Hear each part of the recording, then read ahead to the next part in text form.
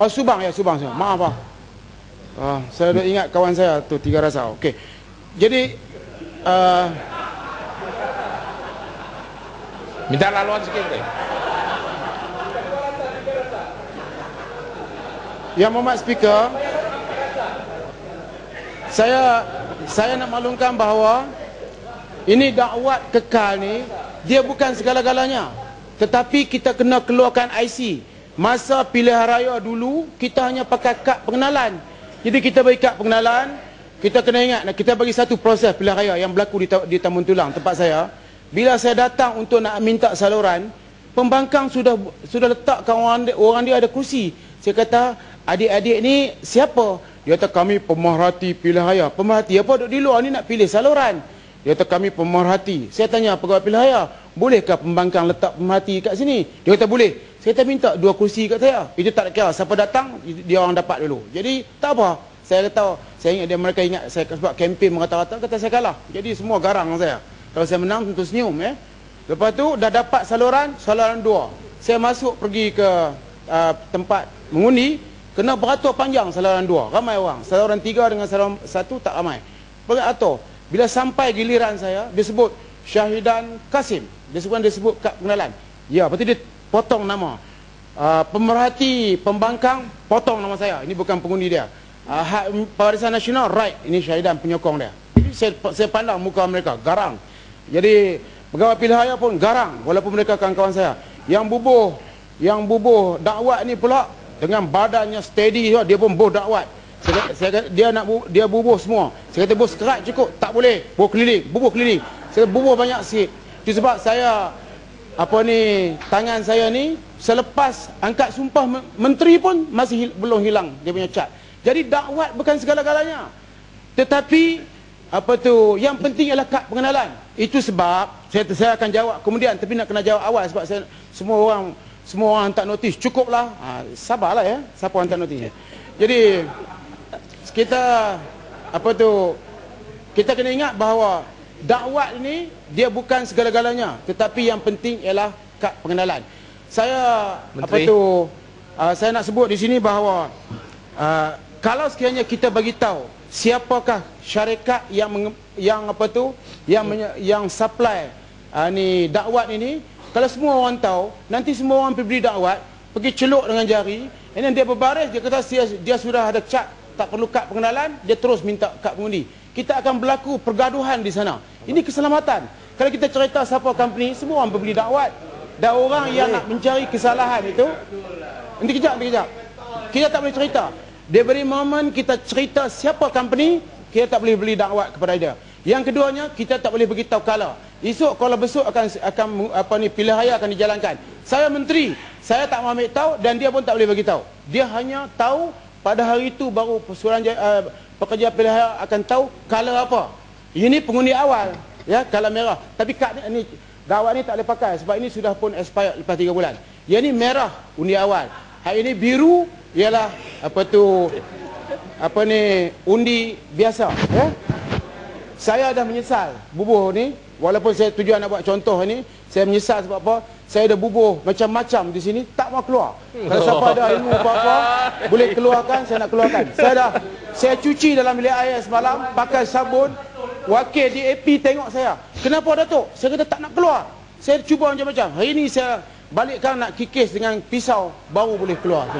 Tapi sekarang tak keluar. Jadi, Menteri. Ni Subang, saya nak beritahu, dakwat bukan segala-galanya, tetapi kad pengenalan. Awak ini dicadang oleh jawatankuasa pembaikan pilihan raya ni supaya sebagai menambah kekuatan kepada itu pengundi sebenarnya, maka ditambah dakwat. Tapi dia bukan segala-galanya. Janganlah dakwat kekal, lekat tak lekat itu jadi perbincangan. IC ada tak ada? Kalau Benggala yang tidak bukan warga negara bincang tajuk dakwat kekal, tak sah sebab apa? Dia tak ada IC, ya. Jadi Menteri, izinkan saya baca sekejap. Tapi Perkhidmatan PAU tadi bagi contoh yang jelas. Seorang ada 2 tempat dengan 2 IC. Ini mengenai dakwaan beberapa ahli yang berhormat dalam isu pendaftaran dan pembersihan daftar pemilih yang dikatakan tidak telus sehingga menyebabkan wujudnya 60,000 pengundi yang meragukan dan juga pengundi warga asing. Kena dengar dulu baru kita cakap. Dakwaan tersebut adalah tidak benar. Dia orang ni nak lambat-lambatkan, takut orang kami balik. Orang kami tak balik ni, solid ni. 130 orang ni tak akan bergerak ni. Semua kapal terbang telah dibatalkan. Tan Sri, mungkin malam ini kita kena stop the clock lah. Ya. Teruskan sebegini. 20 minit. Dakwaan tersebut adalah tidak benar. Dalam urusan pendaftar pemilih, SPR hanya mendaftar pemilih yang sah, layak mengikut kelayakan sebagai pemilih sebagaimana yang disyaratkan dalam fasa 1 perkara 119 Perlembagaan Persekutuan yang menyatakan seperti berikut. Nombor 1, warga negara. Tiap-tiap warga negara. Bangladesh tak boleh. Telah mencapai umur 21 tahun pada tarikh kelayakan. Bermustatin dalam satu bahagian pilihan raya pada tarikh kelayakan yang sedemikian, atau jika tidak bermustatin sedemikian, ialah seorang pengundi tidak hadir. Didaftarkan di bawah peruntukan mana-mana undang-undang yang berhubung dengan pilihan raya di dalam daftar pemilih sebagai pemilih dalam bahagian pilihan raya tempat dia bermustatin pada tarikh kelayakan. Okey? Jadi dalam kes 60,000 pengundi yang didakwa meragukan, berdasarkan siasatan, SPR tidak pernah menemui maklumat dan bukti seperti dakwaan tersebut. Apa yang sebenarnya berlaku ialah pada bulan September 2011, SPR telah menghantar sejumlah 12,63,534 orang rekod pemilih untuk semakan dengan penggalan data warga negara JPN. Pada 29 September 2011, SPR telah menerima hasil semakan tersebut melalui email dan mendapati, ini yang betul, bukan 60,000, mendapati dari jumlah tersebut sebanyak 42,054 memiliki kad pengenalan 12 angka yang masih memerlukan siasatan lanjut di pihak Jabatan Pendaftaran Negara. Mesyuarat khas SPR bilangan 14/2012 telah memutuskan supaya Urustia mempamerkan rekod 42,051 pemilih berkenaan bersekali dengan pameran rang daftar pemilih tambahan yang diadakan pada 27 Oktober hingga 2 November 2011.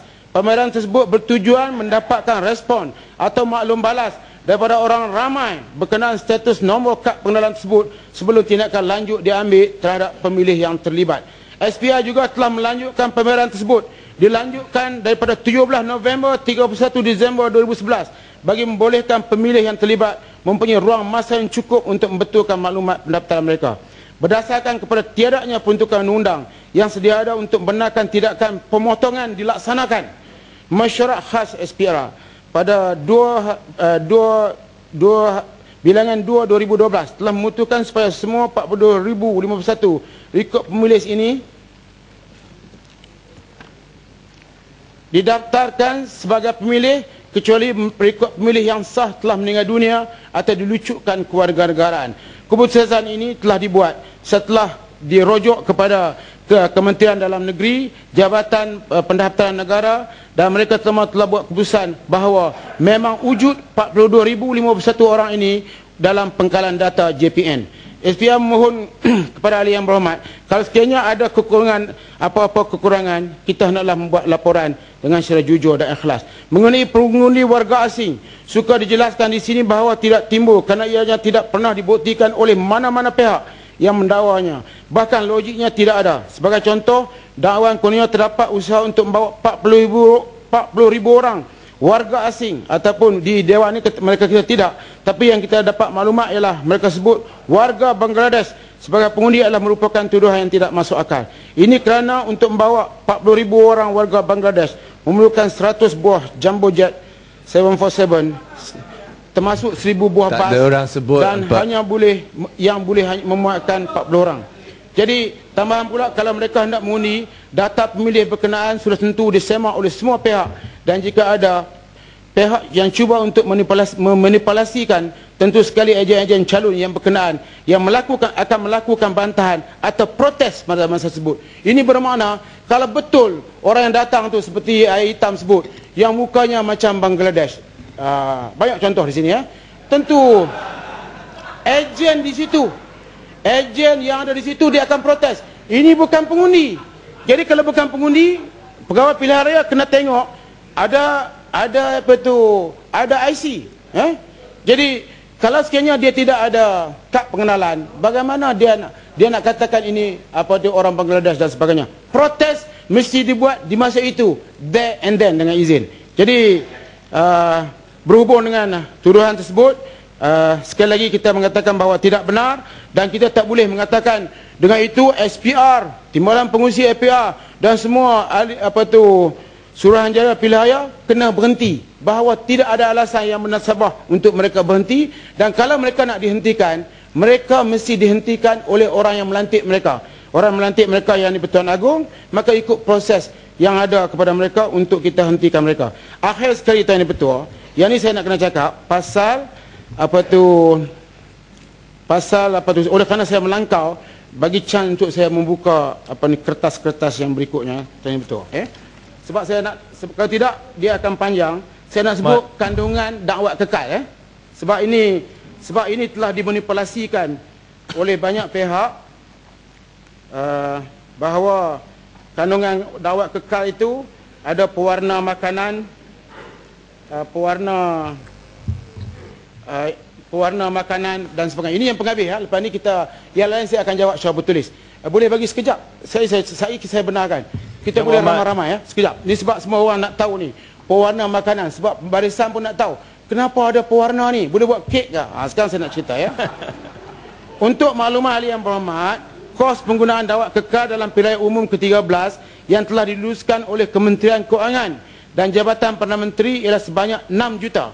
Kos ini adalah meliputi kerja-kerja mereka bentuk botol, dakwat khas, berus, kotak, botol, dan membuat bancuan khas dakwat memandangkan ianya tidak ada di pasaran. Kos tambahan meliputi kos pengangkutan, pembungkusan serta penyimpanan dakwat kekal adalah sebanyak 200,000, menjadikan jumlah kos keseluruhan sebanyak 7.1 juta. Pada masa ini SPR tidak bercadang untuk memaklumkan nama pembekal. Mengenai kandungannya, SPR telah mengambil pendekatan iaitu prinsip penggunaan bahan kimia pada paras terendah. Seterusnya memutuskan kandungan dengan izin silver nitrate 1% bagi penggunaan dakwat kekal yang pertama kali diperkenalkan. Ini mengambil maklum daripada pengalaman Kementerian Kesihatan dalam menggunakan silver nitrate untuk rawatan penyakit kulit tanpa memudaratkan pesakit ialah di sekitar 0.5% sehingga 1%, dan di atas dasar mengutamakan keselamatan pengundi yang pertama kali menggunakan dakwat. Justru peratusan silver nitrate untuk kedua-dua hari mengundi adalah sama. Berhubung dengan kualiti tahan kekal lama dakwat ini, untuk maklumat yang berhormat, ianya telah diuji oleh wartawan semasa sidang akhbar berkaitan pada 2 bulan Mei 2013 dan terbukti ia tidak dapat dihilangkan dengan menggunakan bahan peluntur dan pencuci.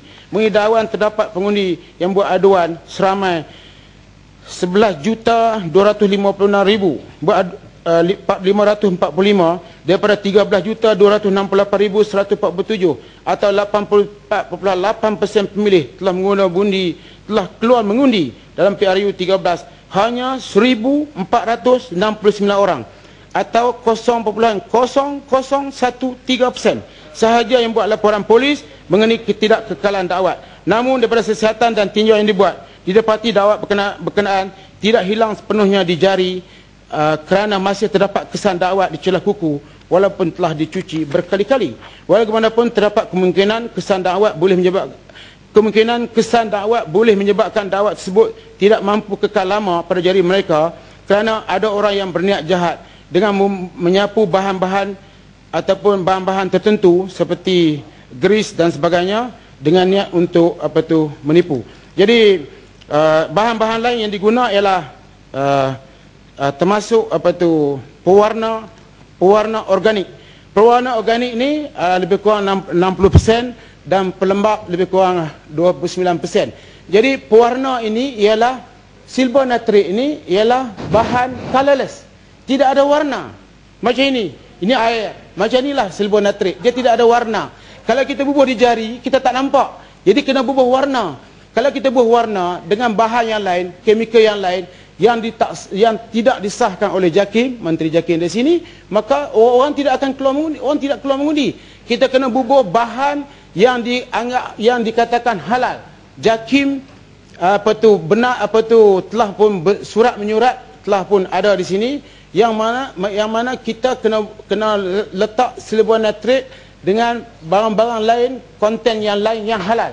Pewarna organik sebanyak 60% ini, kalau kiranya kita nak buat color merah, dia pewarna organik bahan lain. Kalau nak buat color biru, bahan lain. Saya tak boleh sebut di parlimen ni sebab apa? Saya tahu kamera duk fokus kat saya, rakyat sedang merhati, sebab nanti orang buat silap faham. Sebab orang akan mengambil kata-kata tertentu untuk disalah tafsirkan. Contohnya macam Malaysia Insider. Kita kata apa tu, SPR dapat allowance ni pekerja-pekerja pilihan raya 240,000.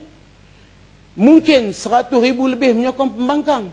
Mungkin tak sampai 100,000 yang menyokong kita. Jadi sekarang ni pekerja-pekerja pilihan raya dah marah kerana mereka telah dituduh untuk apa tu, dia kena dituduh kerana mereka dituduh menerima bonus.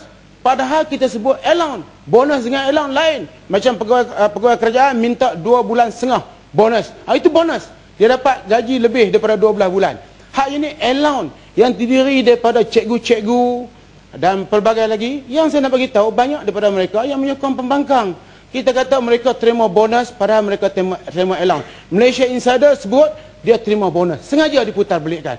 Jadi saya nak sebut bahan-bahan organik ni, kalau saya sebut apa dia bahannya itu sudah pasti akan keluar berita, oh bahan kekal ini telah dimasukkan bahan ini. Bahan itu kalau kita sebut di parlimen ini, dia kadang-kadang macam nak tergelak orang kata, macam funny sikit dengan izin. Tapi bahan itu ialah bahan yang halal, iaitu bahan pewarna.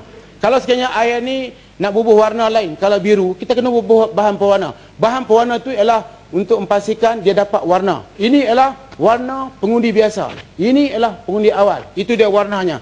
Jadi terpulang kepada apa yang kita nak buat di Kuala Besut nanti, kalau sekiranya kita nak putuskan apa-apa warna, maka bahan organik tadi, pewarna organik tadi akan dimasukkan untuk kita dapat color yang berkenaan. Kalau tidak, kita tak mungkin dapat color. Itu sebab kenapa orang sebut, kenapa dibubuh pewarna pewarna makanan dan sebagainya, apakah boleh dibuat kek. Jadi kita tak kena kita kena serius, sebab pembangkang cukup serius. Malah bila saya tengok jari saya kat ketua pembangkang tak tahan tengok jari saya. Dia kata jari dia tak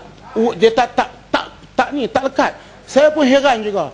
Jari saya ni kena pun semua lekat. Jadi jari pembangkang tak lekat. Saya bubuh seorang pegawai saya suruh yang sama. Itu sengaja lekat. Tidak. Sampai hari ini masih ada. Itu tapi sengaja tidak diputar belikkan apa yang kita kata. Batu, tidak betul. Yang bawah Batu minta tanya soalan. Nak tanya soalan? Batu, tanya soalan. Saya pertama sekali saya nak tegaskan yang kata pewarna makanan itu adalah jawapan bertulis dari kerajaan. Bukan kita kan rekakan ini. Yang kata tidak ada bahan kimia juga dalam jawapan kerajaan. Yang kata tidak pernah Kementerian Kesihatan keluar surat untuk menyatakan silver nitrate ini akan menyebabkan penyakit buah pinggan. Itu pun adalah Menteri Kesihatan. Kita bukan rekakan perkara ini. Yang disebut ini, kalau kerajaan tidak bagi jawapan yang konsisten, tak boleh salahkan Pakatan Rakyat. Tapi saya ingin tegaskan, isunya ialah, saya nak tanya secara spesifik, adakah konten dan bahan pewarna ini sama semasa pilihan raya umum yang ke-13 dan untuk keesokan hari di Kuala Besut? Saya ingin tahu spesifik. Saya tidak tuntut supaya pembekal itu didedahkan di sini. Tapi adakah kontennya sama? Dan saya juga kata yang tak lekat di tangan ini mungkin menteri seorang yang lekat, sebab kita nampak pekan juga pada malam itu tangan dia bersih. Kita tengok dalam TV, satu Malaysia tengok dalam TV semasa doa selamat dibuat bila Barisan Nasional dapat 50% kerusi lebih, dah diisytiharkan menang. Kita tengok dalam tangan dia pun dah bersih, tidak ada. Kalau tidak, kita cek balik rekod. Jadi bukan saja yang kita, memang kalau 1,000 yang tidak yang buat laporan polis tidak bermaksud hanya 1,000 yang tak lekat.